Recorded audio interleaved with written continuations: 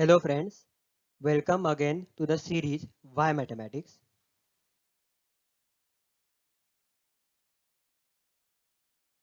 In this video, we will talk about half-life and pharmacology. So now, we will first study the concept of first order reaction which was initially defined for radioactive substance.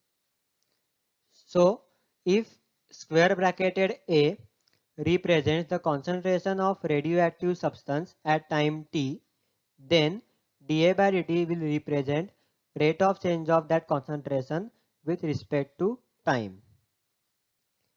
Now, for radioactive substance, dA by dt is always proportional to A.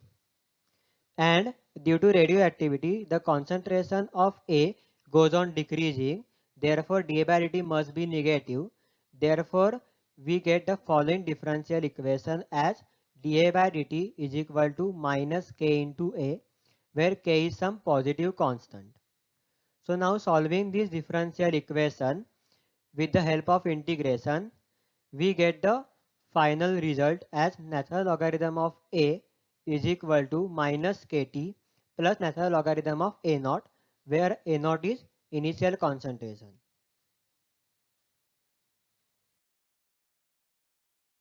Now we will see the concept of half-life. So what is half-life? Basically it is the time in which the concentration of the species or simply substance falls to half of its initial value. So for a first order reaction, substituting A is equal to A naught by 2 in the solution of first order reaction from previous slide, we will get this natural logarithm of A naught by 2 is equal to minus kt plus natural logarithm of A naught. So solving this, we will get half-life is equal to natural logarithm of 2 divided by k. So now we will see what happens when we take any medicine for any disease. So there are three processes associated with it. First, when we take any medicine, it starts dissolving in the blood. Due to this, its concentration in the blood plasma starts increasing. Now, simultaneously, there are two other processes which takes place and which are responsible for decrease in this concentration. One is the medicine attacks on germs, and second, as a foreign particle, the purification system of the body, that is kidney, filtrates it from the body. As we all know, any drug or medicine is not a radioactive substance, but still it has a half-life. So what is half-life of drugs? It is the time taken for the amount of drug in the body or simply the plasma concentration to fall by half of its initial value. The 2 points to note here are that first, this decrease in concentration is not due to decay of drug but due to its elimination from blood plasma through kidney. Now, what is basically half-life? So you can see in this graph, at first the concentration of drug was 100%. So after first half-life, its concentration becomes 50%, that is half of 100. After second half-life, its concentration becomes 25, that is half of 50, and so on. So you can see this exponentially decreasing curve. It is a curve of first order reaction. Now, why all this study matters? The first point is to get an idea of the drug effect at a given time interval after dosing. To explain this, I am going to give you a simple example. Consider a drug with half-life of 10 hours. Its initial concentration be 10 molar. So all this data is represented in this table and you can also see it from this graph. So initially its concentration is 10 molar. After first half-life, that is after 10 hours, its concentration will become 5 molar. After Second half-life, that is after 20 hours from beginning, its concentration will become 2.5 molar. After 30 hours, its concentration will become 1.25 molar and so on. Now, as the concentration goes on reducing, its effect will also go on reducing. And this effect hence can be predicted by this analysis. Now, there is a term called as threshold concentration. So what is this threshold concentration? It is the minimum concentration of medicine needed to get the desired effect. Now, to explain this, I am going to continue with the same example, that is a drug of half-life 10 hours. Just the additional information I am going to add is that its threshold concentration is now 5 molar. So this is a comparison table. In this comparison table, I am comparing a single dose, that is a dose of 10 molar, with a double dose 20 molar. This comparison is also expressed in this graph, which I am going to explain. So the initial single dose has been explained in the previous slide. Now coming to the double dose. So the initial concentration in the case of double dose will be 20 molar. After first half-life, that is after 10 hours, it will become 10 molar. After second half-life, that is after 20 hours, it will become 5 molar and so on. Now, you may have noticed that the active period of the drug in the case of single dose is just 10 hours. That is, its concentration was greater than 5 just for 10 hours. And in case of double dose, its active period is 20 hours.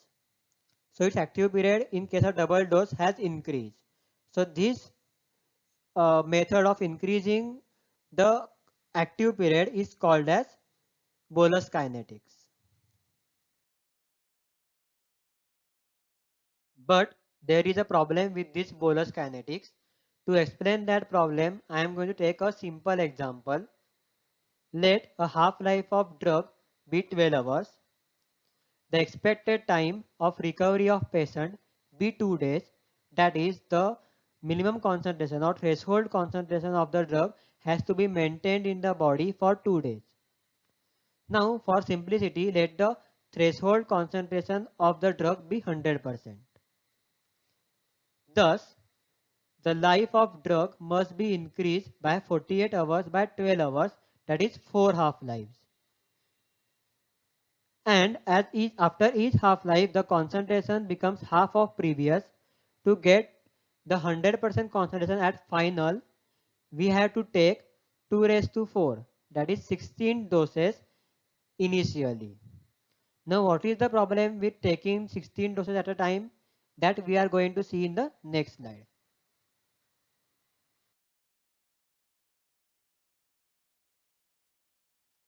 So in this slide, what you are seeing is the graph of time versus concentration of drug in the blood plasma. As discussed earlier, here you can see a level of desired response.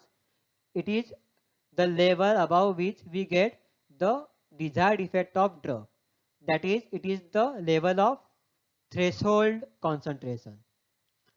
But there is also another level called as adverse response. It is the level above which we get side effects. That is, if we increase the concentration of drug above this level, it will be toxic for us. And hence, we cannot increase the concentration of drug in blood above certain limit. And this is the reason we can't take all doses at beginning. Now, how to maintain this minimum threshold concentration? So there is another method called as sustained dosing kinetics. To explain this, again I am going to take the same example, that is a drug with threshold concentration of 100%. So now what we will do, it is again the graph of concentration versus half-lives. So what we will do that after each half-life we will take a dose. So each dose corresponds to concentration of 100%. So initially we will take one dose. So the concentration is 100%. Now after first half life it will become half of 100, that is 50%. Then if we will take a dose, so the concentration will become 50 plus 100, that is 150. Again after next half life it will become half of 150, that is 75.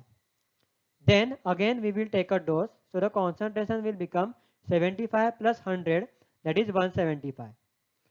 Again after next half life it will become half of 175, that is 87.5, and so on.